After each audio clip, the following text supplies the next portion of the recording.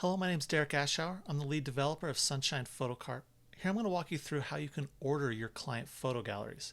As we're looking here on this demo site, we have several galleries here in this specific order, but let's say we wanted to rearrange these. If we go to the admin area, here's our list of galleries that we have available here. We actually want to go to the settings tab first and then go to galleries. And you'll find in the display options, gallery order.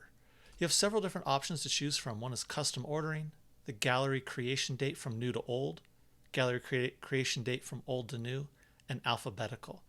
So let's say we choose alphabetical, hit update, and we'll go back here to the galleries. And you'll now see that these are done in the alphabetical order. We can also change this to be from the newest to the oldest. So let's just say every time you create a new gallery, it will appear at the top of the list.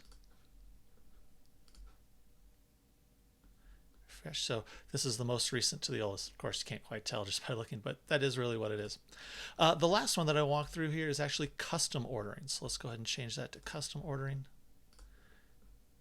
View here on the front end, we have the galleries in this order.